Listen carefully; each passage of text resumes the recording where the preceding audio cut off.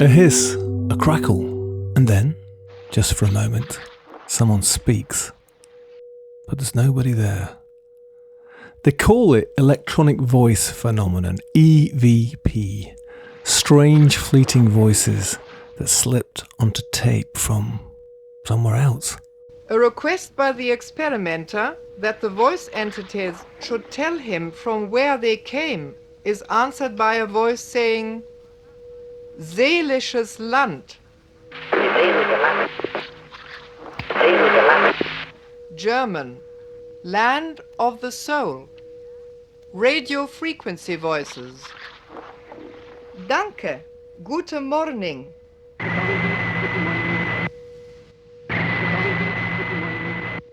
A Russian voice says, On prosil bulku vo snie. Он хотел и булку во сне. Он хотел и булку во сне. He begged for bread in a dream, and probably meaning that life lasts but a moment. Tu stunda kan.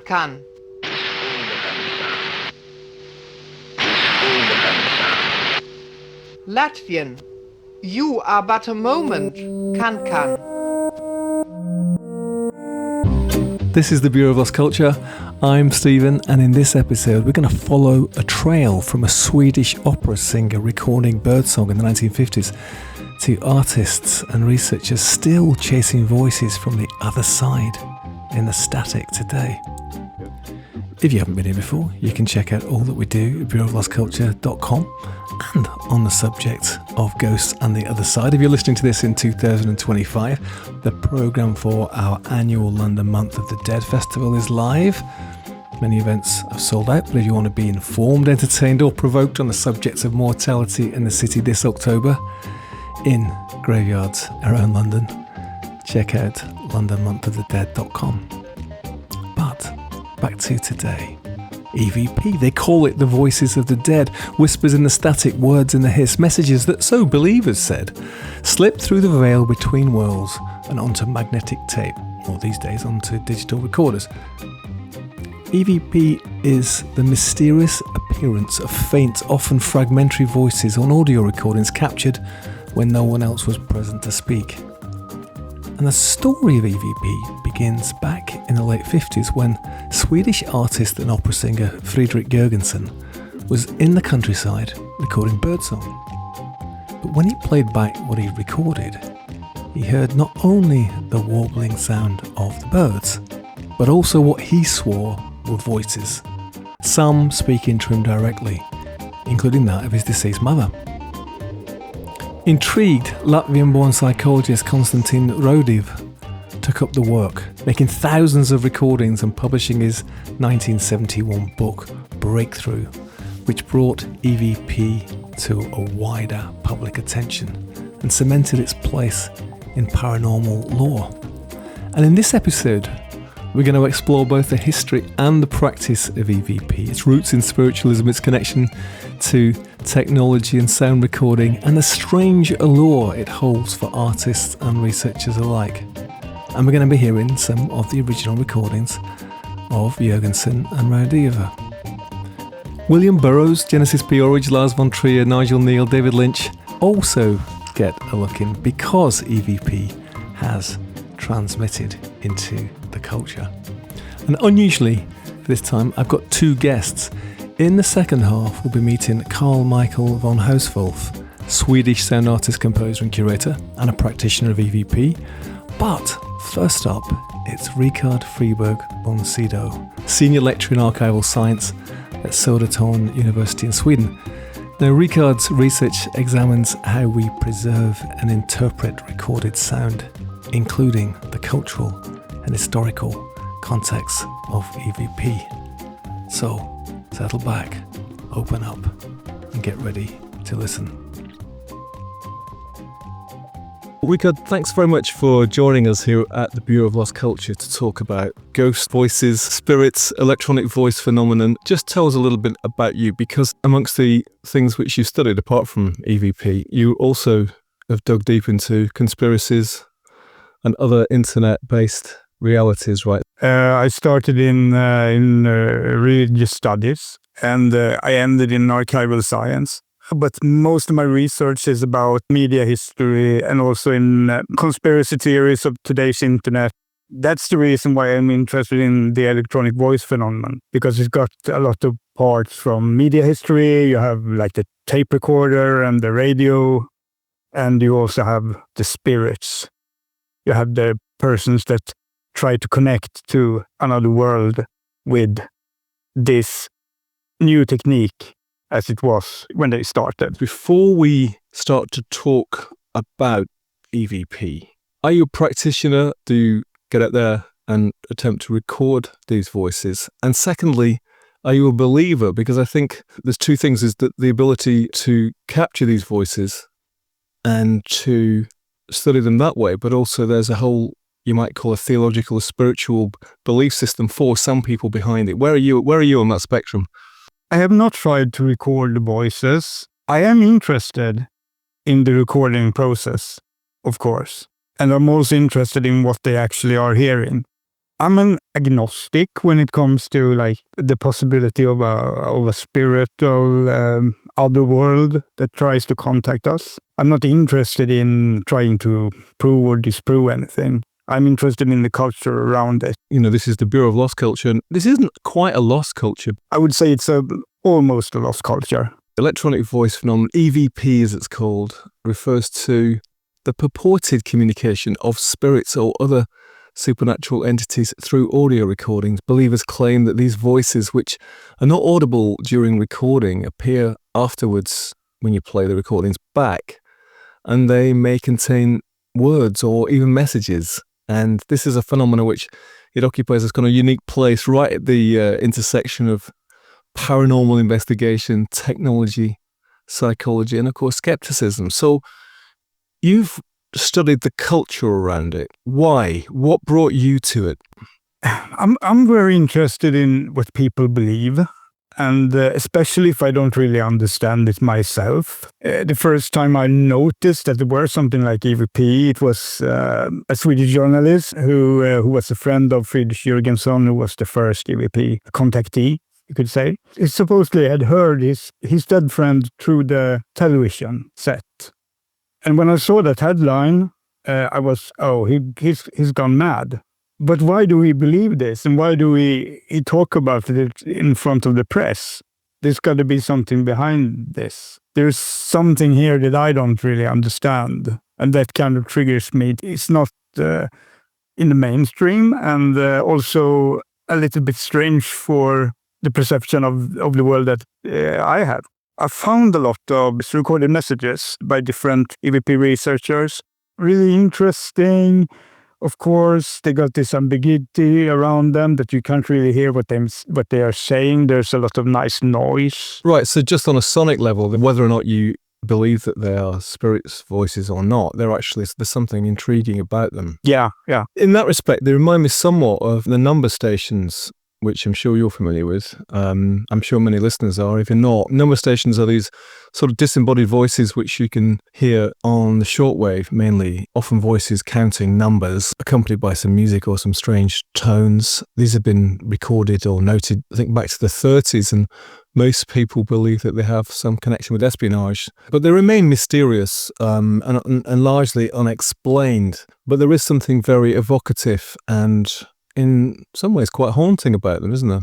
Yeah. I would say that number station is in the same culture as EVP phenomenon. There is something about radio, isn't there, which is this ability to contact people across vast distances and to tune into other people's voices. Particularly, I think, when radio first came to the world, it did seem somewhat magical. There is a whole history before we even get to electronic voice phenomenon, isn't there, of the overlap between technology and the paranormal. Thomas Edison, I think, once speculated about the possibility of creating a device to communicate with the dead, right?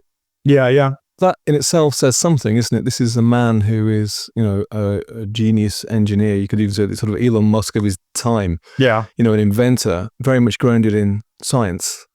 And yet, even for him at the time, this seemed like, well, why not? Why couldn't this be the next thing? So, the modern history of EVP began really in your country, didn't it? With, we say, Friedrich Jürgenson, this Swedish filmmaker and artist. He claimed to have accidentally recorded voices of the dead whilst taping birdsong. Yeah, Friedrich Jürgenson, he was born in Odessa, in Ukraine, moved to Sweden as a refugee, I guess, during World War II.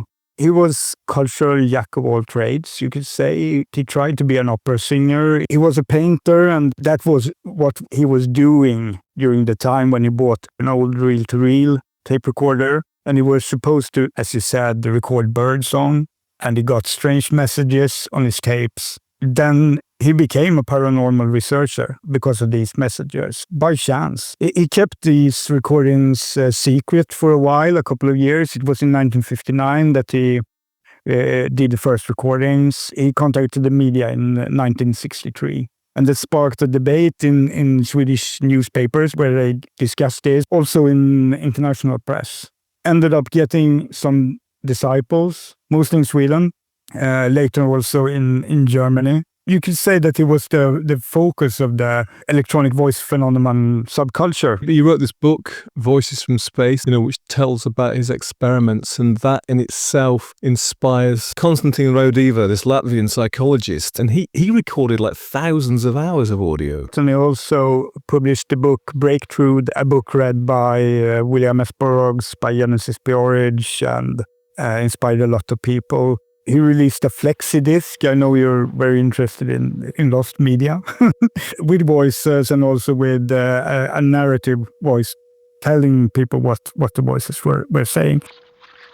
The voices here selected are grouped according to the persons addressed and their respective answers, followed by a translation and explanation. The first voice is that of Margarete Petrowski, who had told the experimenter during her lifetime that she did not believe in an existence after death. After her passing, the experimenter asked her how she felt in the beyond, and a voice, identified as coming from Margarete, answered, "Bedenke, ich bin."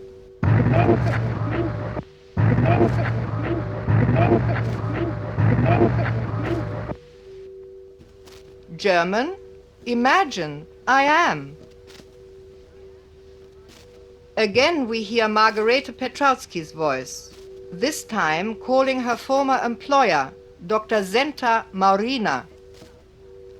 Zenta.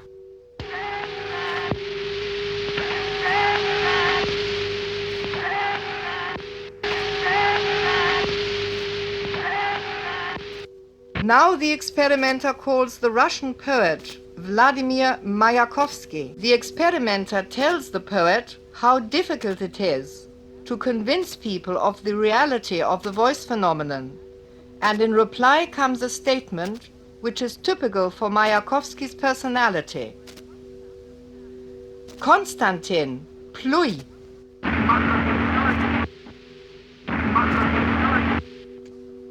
In Russian, Konstantin, spit on it. The experimenter talks to his former teacher, the Spanish philosopher Ortega y Gasset. The experimenter asks whether the research into the voice phenomenon had any significance and whether it was based on firm foundations. The voice answers, "Entrollas muchas cuestiones."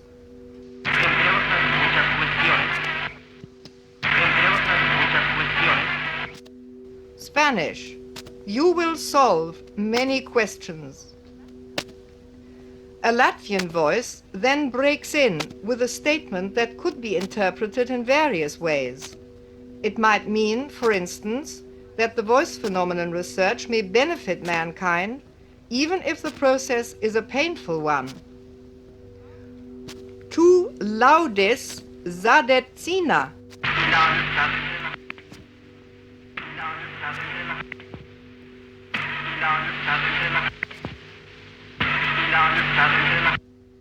Latvian, you are burning people. The publication of Breakthrough, an amazing experiment in electronic communication with the dead, 1971, and that kind of really brought it to public attention. And lots of people are interested, and a lot of people start to do the research. Interestingly, I think with Friedrich Jürgenson, he was hearing what he believed to be his dead mother. You can see there this link, which goes back again through the paranormal, the desire to connect with the dead. It's one thing in a sense to say, well, I'm just going to record lots of sound and see what we can come up with. But you can see there the motivation, possibly subconscious, isn't it, is to reconnect with somebody who you loved, who you've lost. Yeah, to communicate with spirit in the US, it was very common. It had its boom after the Civil War. A lot of people had lost relatives. Of course, they wanted to communicate with them. Someone comes up and said that I can communicate with spirits. Of course, they would be interested. And both Raudive and Jürgenson, they had fled Europe in war to Sweden. And they had a lot of people that they had lost during that time. And a lot of, what you could say, connections that were broken. They had an urge for answers regarding destinies, of course, because they had a lot of people they didn't know where they had ended up. So there is a similarity there, and I think that it's not strange if people try those methods during those times. Just the same here after the First World War in particular. You know, there was so much death that there was a boom in spiritualism, people wanting to contact and hoping, of course, that these new technologies, which seemed miraculous, as I said earlier, you know, might help them to do that. So, Raudive's case, I mean, he even invents a diode, a special device, which was designed specifically to try and help the dead communicate, right, by using radio waves. Yeah. Why would the dead choose this way to communicate? I'm not asking you personally, but what was the theory of people like Raudive or Jürgenson, or people even who practice now? Why do they think that the dead would choose to communicate with the living via radio waves? They want to communicate with us because they want to teach us things that will help humanity. That's often what the writers focus on. There's also something about lost connection with relatives, of course, and explaining what really happened in cases that they don't know where people ended up. When I started to analyze the descriptions that Raudive and Jürgenson and also a lot of other writers, I was a little bit disappointed, I would say, because they describe the spirit world as very, very close to ours, except for the wars, I would say. But they don't really agree with each other on how to describe the spirit world, but they have radio stations there. And those radio stations are trying to get back in contact with Earth. Wonderful. Yeah, it's a wonderful image. The thought of the spirit world has got its own radio stations, and they're really trying to dial in to connect with us, as you might, you know, particularly in the 1930s through to the 50s, you know, you might sit there with your radio in the dark trying to connect with somebody across the world, you know, occasionally making contacts and losing it again. And it's a wonderful thought, isn't it?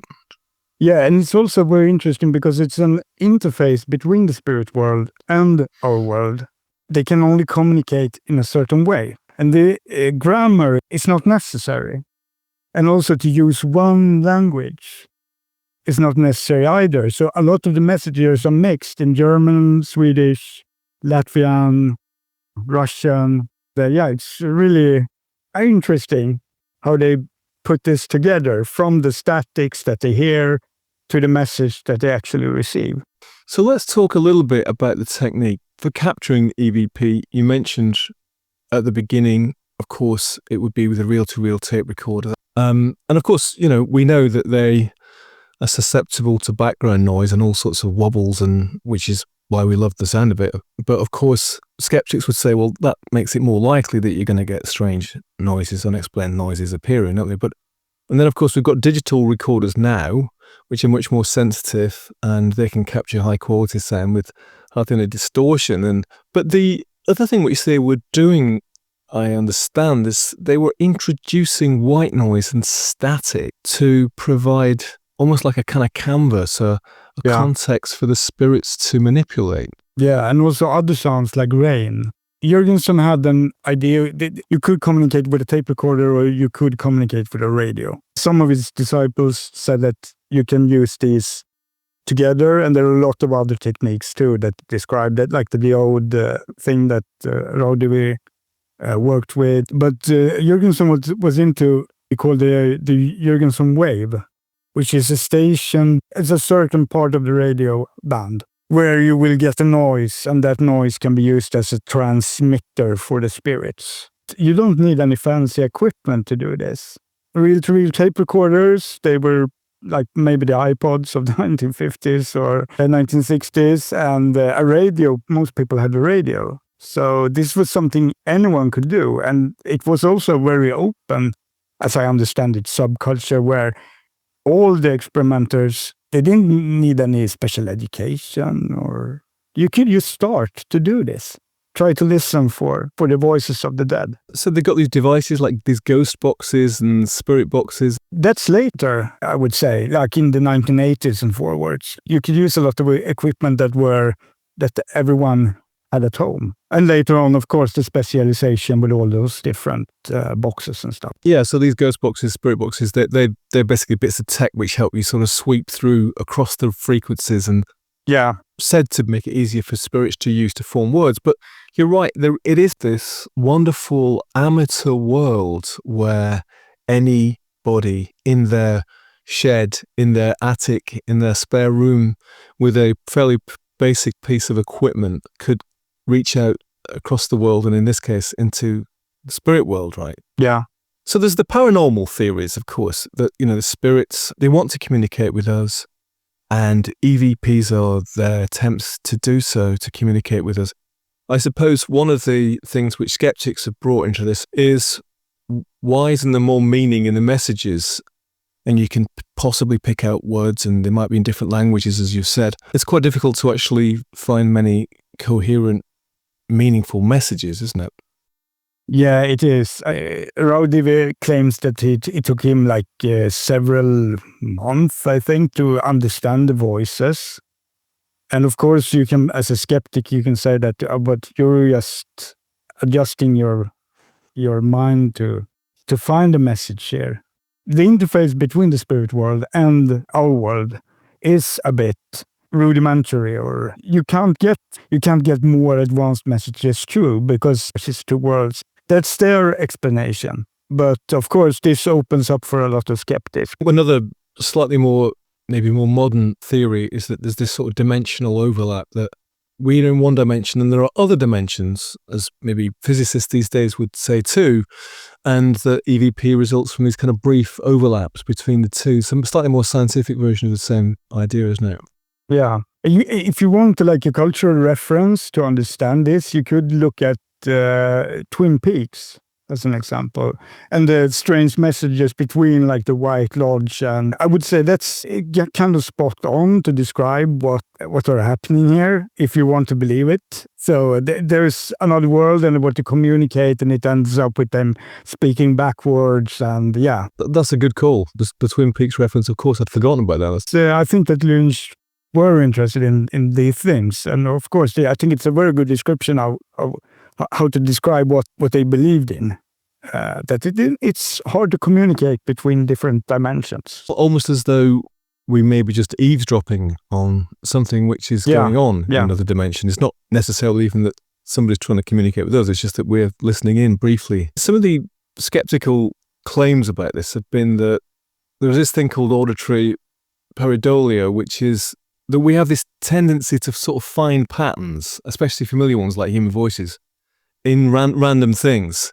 Maybe it was in the 70s, I think kind of ultra-right Christians in America would play records backwards by bands they didn't like Led Zeppelin and stuff, and they would find these, covert messages to Satan. I guess if you play an entire album backwards, you're probably going to hear some things which sound like words at some point, aren't you? Backmasking, I think they usually call that.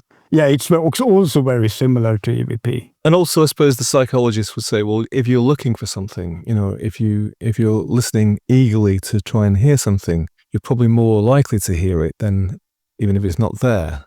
We can get that. And of course, there hasn't really been any controlled evidence, scientific experiments under controlled conditions, etc. But most of the EVP information is anecdotal, it's stories, isn't it? And subjective. Fair enough. But I think there's something else which has come out of this. Instrumental transcommunication. It's the more modern part of it. There are people doing this today. They have a conference every year in Germany. Practitioners in the United States. They had a magazine. I don't think it is published anymore. I haven't seen any issues since like 2017. And what they had done in like the recent 30 years is broadening this from tape recorders and radio to computers, to video and the digital equipment, some new techniques. Television, you mentioned earlier, and maybe even computers that, spirits sending messages through text or even code into software. Fax was a thing for a while. I know there is some Americans that wrote about strange telephone calls from the dead. There is some research during that. They collected a lot of anecdotes, I think. I think it was in Nigeria that they had a story that you could be called on your cell phone when cell phone was pretty new among people in general. And you can get like a death call that would make you die.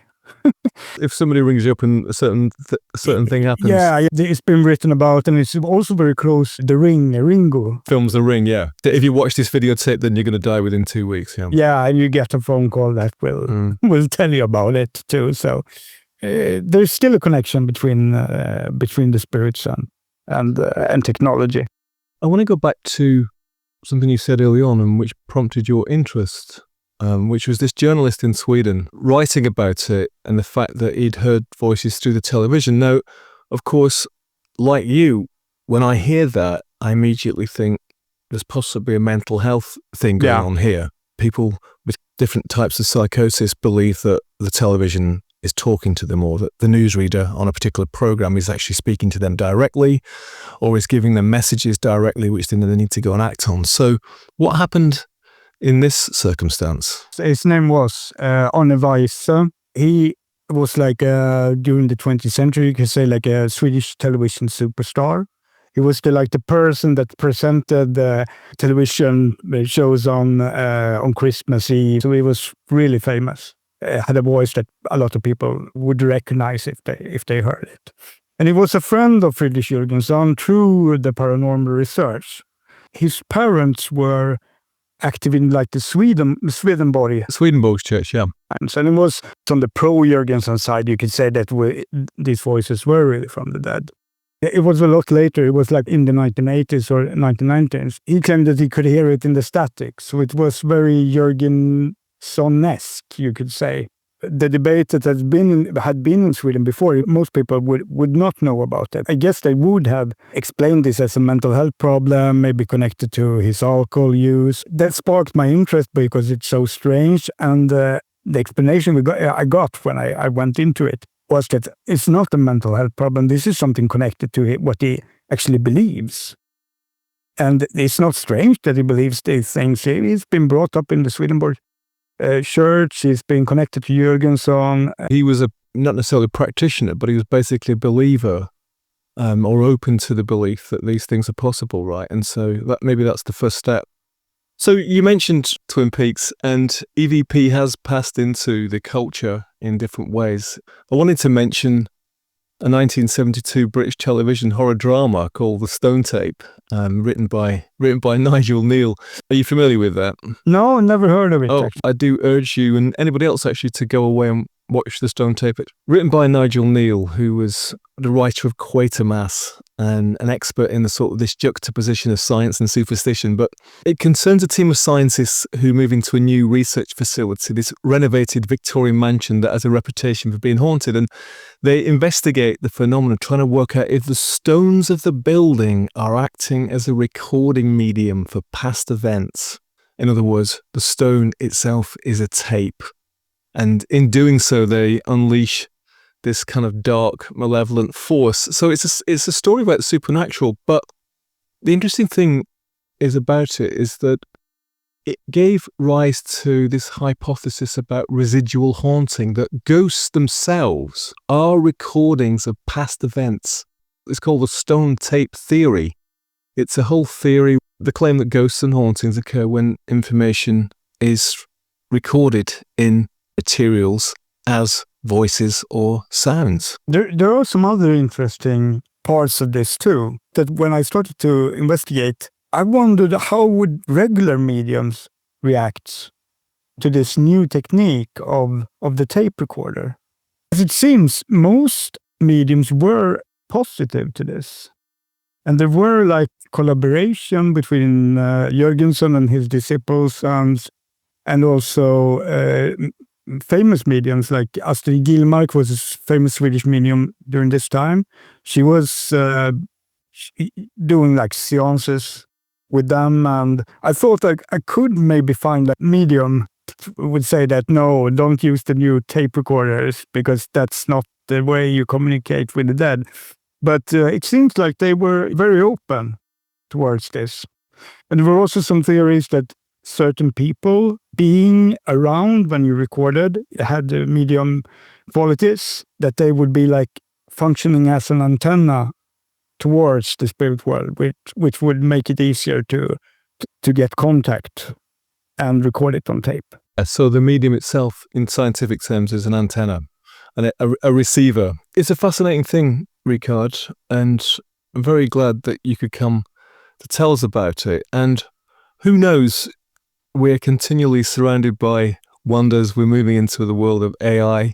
You know, our technology is developing in a way that none of us could have actually imagined at all, even though we accept every new development quite quickly and take it on board as being perfectly normal. But who knows, it may be possible, might it not, at some point that technology allows us to communicate with worlds outside our own? You never know. Thanks very much for coming to the Bureau of Lost Culture. Thank you.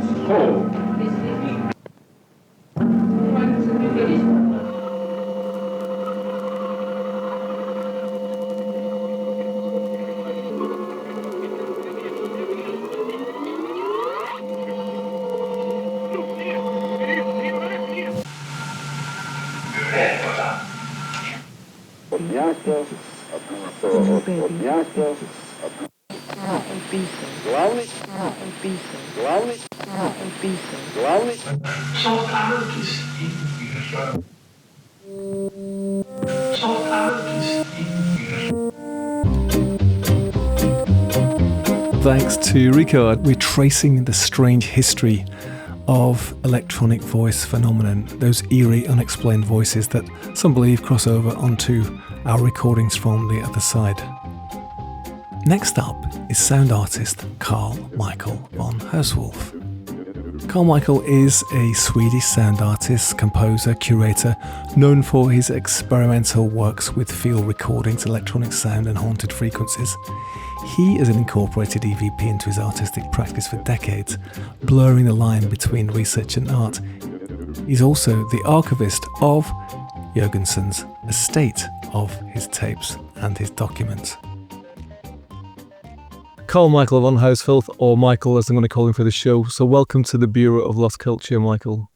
Thank you. Pleasure to be with you. You're a composer, visual artist, curator. You're based in Stockholm. Your main tools are recording devices, camera, tape deck, radar, sonar. And you're involved in an artistic and ongoing investigation of electricity frequency and paranormal electronic interference. How's that for starters? That's a good start, yeah. I do a lot of things. I don't really occupy myself with one subject or one concept and interests.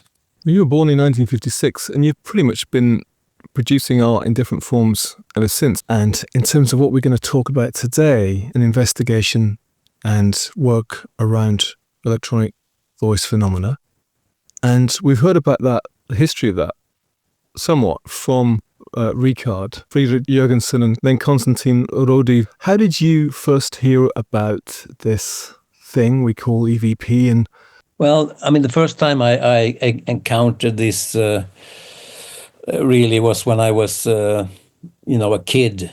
Let's say the pioneer of electronic voice phenomena, Friedrich Jürgenson, lived in Sweden. He became a Swedish citizen in the 40s, in the late 40s. In the beginning of the 60s, he became quite famous in Sweden because of EVP, because he suggested that he had made recordings with voices from the other side. And in the early 60s, I was just a kid, and I was, like many other kids, I was a Beatles fan, you know. But my parents really didn't like me to have long hair, so I had to spend my time off and on at the barbers, you know. And there they have these weekly magazines, and one of these weekly magazines was a Swedish magazine called Saxons. In this magazine, along with all the gossip and everything, they actually had a very keen interest in paranormal activity. So there was these articles about Friedrich Jürgenson and his investigations in this, and that was my first kind of encounter with this. But then later started to befriend Genesis P-Orridge, Throbbing Gristle and Psychic TV, and he was kind of introducing EVP through William Burroughs, the American writer who actually wrote about Konstantin Raudive, another pioneer of these recordings. There are texts by Burroughs in one of the books called The Adding Machine. So I was kind of introduced through there. And then as I was working with an English composer, Andrew Mackenzie, who is the main force in an English band called the Huffler Trio, we started to use various types of techniques involving EVP in our collaborations, like 1990, 1991, and so on. And then from there, I took interest in trying to use these techniques as an instrument, as a composer. Because you describe your main instrument as a recording device, and also mentioning Genesis P-Orridge. Then we did an episode about Genesis recently, and we've done several episodes talking about William Burroughs. And of course, the recorder was very important to Burroughs, wasn't it? That you could use Brian Geison's cut-up technique. You could actually apply that to audio as well by the use of tape recorders, machined, right? Yeah, I mean, he could also use, or he sort of instigated the way to use recorders as some type of homeopathic treatment of things that he wanted to get rid of. So by recording something and then playing this recording to this something, making it kind of disappear and so on. So with Genesis, what sort of things were you doing in this area? We just became friends. I picked up something that he mentioned, and then with the Huffler Trio, we were picking up a technique called Spiricom, a technique developed by the Meta Science Foundation in North Carolina, US, in the early 70s, where you use 13 sine wave tones between 130 and 700 hertz. And then you play these cluster of sine wave tones from a transmitter to a receiver, enabling voices to kind of surf on these sine waves. This was a technique that you allegedly could have a conversation with the other side. We used this as an instrument, and took it from there. Like Ricard, you are not necessarily a believer in the sense that these sounds that Jürgenson or Raudive or anybody else has recorded are necessarily the voices of the dead. But there's something about this culture, something about this way of listening, something about this way of recording that actually is fascinating in itself, and in your case has become the basis for producing art. Yes, when I started to work with sounds of electricity in from the grids in England and Sweden and America, in an audio-visual point of view, the reason was actually because I got a bit irritated. The visual art world wasn't really interested in or knew so much about the music world, and vice versa. And I wanted to create something that they had an equality between the two. And then I started from oscilloscopes and electricity, started to work with radar technology to show people that, well, look at this radar screen here, and you have the scanner in this room, and there's things happening on the screen that we cannot see, etc., etc. For me, it was just like to propose something, not to prove something as an artist, right? But then when I had done that, my father-in-law told me that, well, he knew somebody who lived in South Sweden, and a woman, and she was together with this man who recorded voices from the other side. So I got in touch with this woman in 1999, and this is actually 12 years after Friedrich Jürgenson's death. And when I came to her home, which was a house in South Sweden, it turned out that Friedrich Jürgenson's whole studio was there intact with his tape archive and with the Revox machines and Uher machines and all the notebooks and everything. What a find.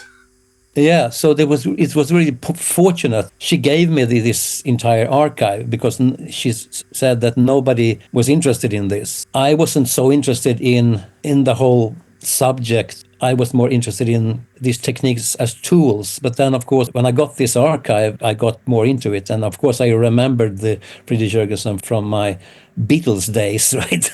So I told her I will start a Friedrich Jürgenson Foundation.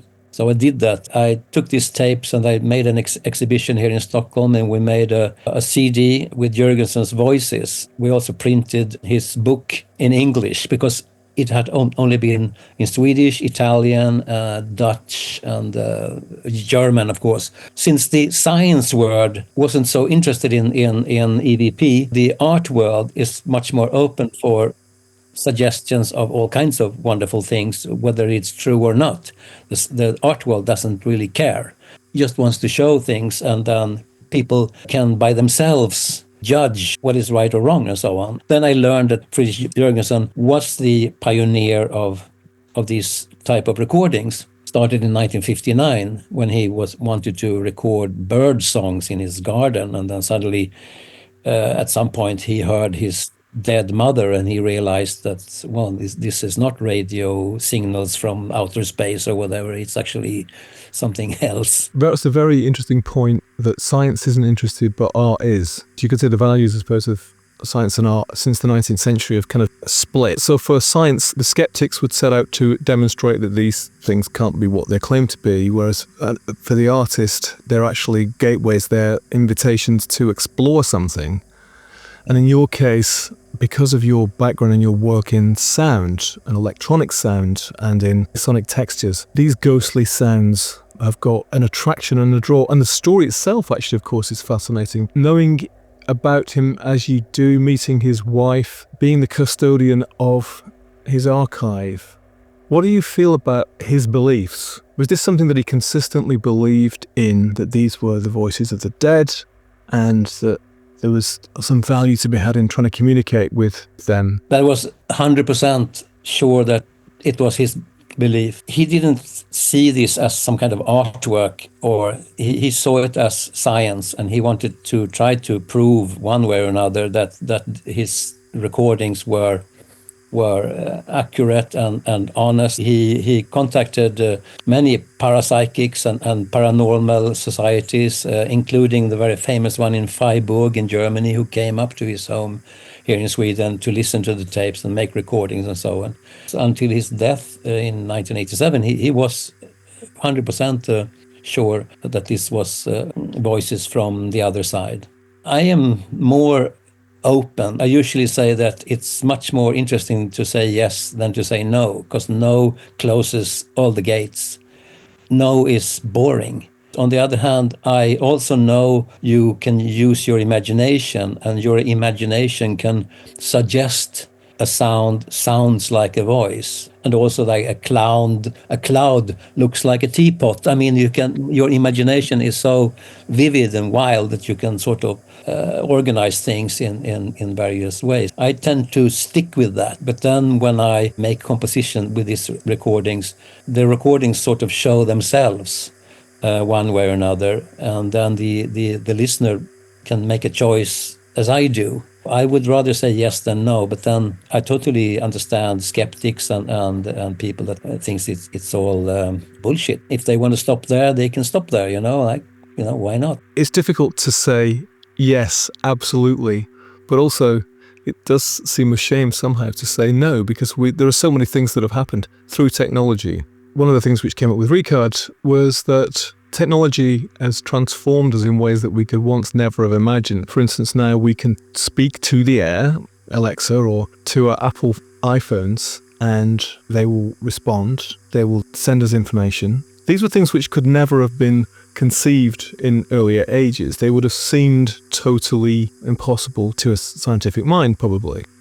Yes. So the idea that it might seem totally bizarre that somehow we could contact the dead through technology, why not? There's so many things that we don't know. I mean, it's true what you say. I mean, even Einstein said that, most people don't understand electricity. Everybody uses electricity, but they don't really understand it, what it is, and we still are quite puzzled about the phenomena electricity. He said also that, most people don't understand the telephone, the old wire telephone that we used to have, that we don't really kind of grasp that kind of technology. Funny you mention that, because I don't understand the telephone. It's like you pick up a telephone, and I've got an old-fashioned one here, as you can see. I can sort of just kind of understand that you could send sound through it, but it's like if I rang you up in Stockholm, it would have a Swedish accent, and that's the thing that I can't understand. No, I mean, it just deals with frequencies. If you study frequencies, then you come down to the fact that everything is frequency. All the solid state things like we have around us, chairs and tables and everything, just moves because it's just atoms. It's just like built up by atoms, and then everything vibrates.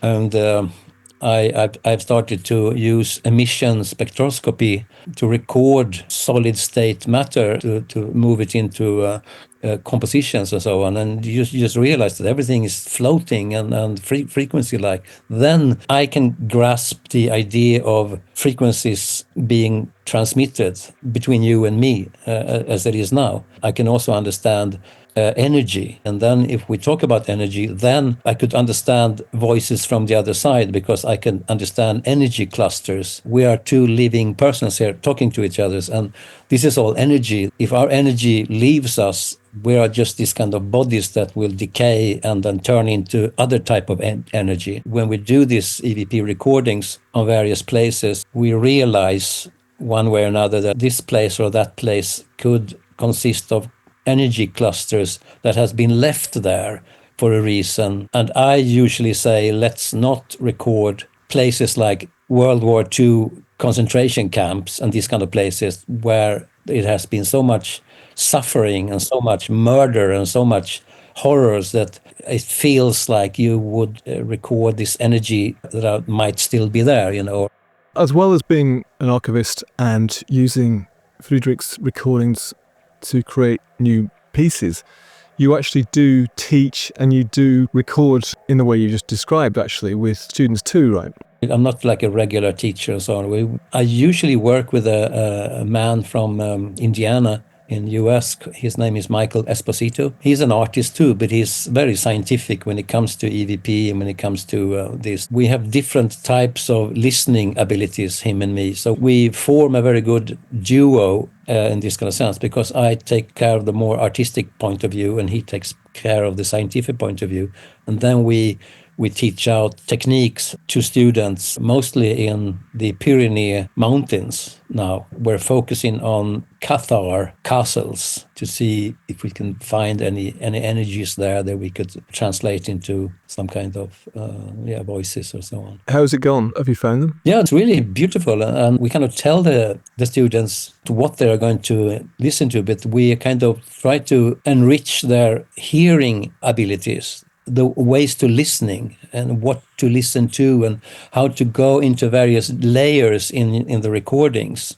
And we usually just teach out one technique, which is, you can be an iPhone or a Zoom recorder or whatever, and then record the places and then listen to the recordings carefully and see if you can find any strangenesses in a recording, and take this and then look at the layers, maybe stretch it, maybe pitch it, work with it, work with the sound, and then suddenly something occurs and so on. It works really beautiful, and it gives me a lot to work with people that don't know anything about it. These courses are open for anybody. It's not, you don't have to be a specialist or anything. You don't even have to know how to use a computer or a microphone. You don't even have to be a believer, I'm guessing. You're just opening a dialogue somehow between the living and the spectral. Yeah, you can have any kind of idea about positive or negative attitudes about it. And usually the students are are interested in sound. They can be sound artists or composers,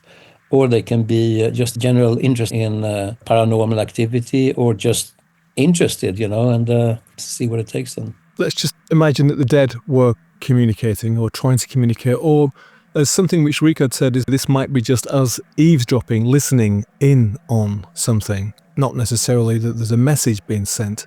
Just imagine that that is true. What would it mean, do you think? Why would anything which is outside this living sphere want to do that? They want to communicate or want to make sound? We always tend to look upon the other side as we look upon us living on this side. But on the other side, there might be a totally different situation where voices can float around. Maybe there's clusters and weaves of energies that goes in and out for a reason that we have no idea. Maybe we will find out when we leave this life and maybe re-enter into another life. If I would be on the other side trying to communicate with you, I would just tell you how fucked up everything is at your side, and why are you like destroying everything, why are you like screwing up the whole planet, and everything for yourselves. I don't know, really. The voices, the words, the sentences that one can record contain so much different things. With this in mind, that I might make a self-suggestion of what a sound sounds like. I have no idea, but I think that we should abandon the idea of trying to see the other side as some kind of mirror of our side. I think that it is something completely different. Maybe not beyond our imagination, because you have people like Emanuel Swedenborg and you have William Blake and you have these kind of visionaries that has been, dealing with these kind of fantastic things. So yeah, you never know, really. We live in a very secular time, in a very scientific time and technological age, in one way, but the number of believers, the number of people who say believe in psychics or have got some sense that there is something else going on, has remained exactly the same. I mean, it's not as though the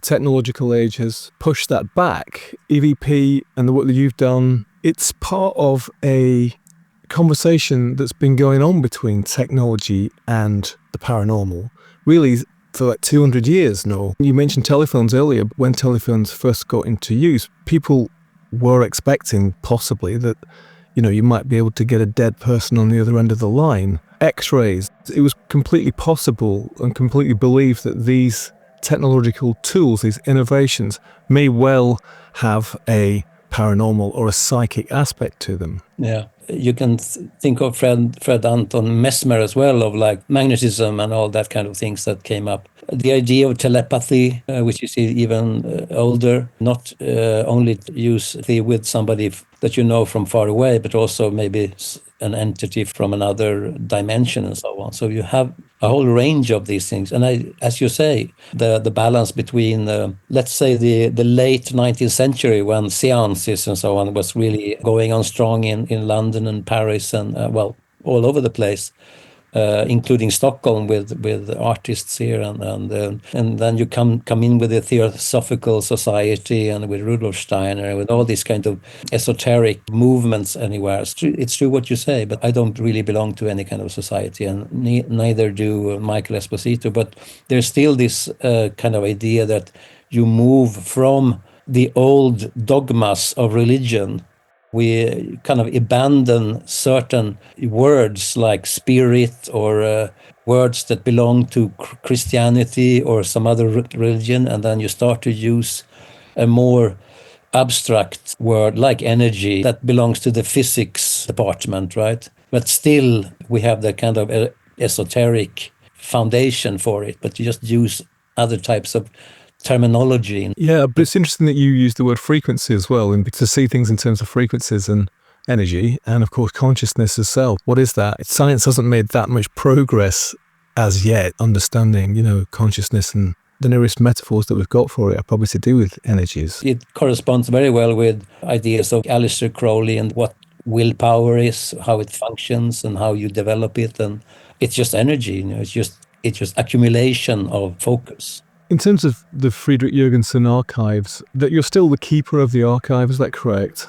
From an ownership point of view, I am. But I promise to look for a place where this archive can be maintained properly. The archive and the notebooks are with the ZKM Museum in Karlsruhe in Germany, which is a art museum specialized in film, video art, audio art, and so on. So this archive is there for the researchers and for anybody to contact. And then I have an archive here with photographs and press clippings and all these kind of things here. Knowing it as you do, and what do you think we can learn from Friedrich Jürgenson and his work? Most of all, what one can learn from him is to be open, generous, accepting. So it's a very Sufi style of looking at the world and so on, where you first accept things, then you can start to criticize it and see if it's something for you or not. Well, he's definitely dead. Presumably, if he's on the other side, do you think that one day we might actually hear his voice? You know, it depends on if his energy is settled somewhere far away or whatever, or what the Tibetans say, his bardo was probably pretty well balanced. So we can just imagine that he's somewhere out there, still trying to communicate, still trying to record, or maybe he's trying to record us. Michael, thanks very much for coming to the Bureau of Lost Culture. Thank you. Thank you.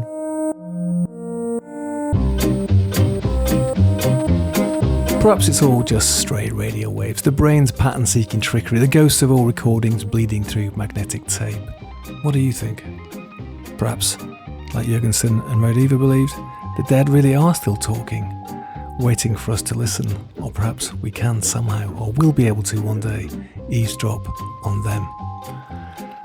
I mean, for me, whatever the truth, EVP sits in that sort of liminal space that we love here at the Bureau, half in science, half in story, humming with the static of the ambiguous and the unknown. Thanks to both Ricard and Carmichael. I will put links to them in the show notes. They helped us tune in our ears a bit closer, I think. But in particular, thanks to Carmichael for the archival recordings. And thanks to you for listening. Let's keep listening. I will see you, hear you, meet you further down the road, round the bend, over the hillsides, and on the other side for more of these tales from the underground and the counterculture. Let's finish with a tune.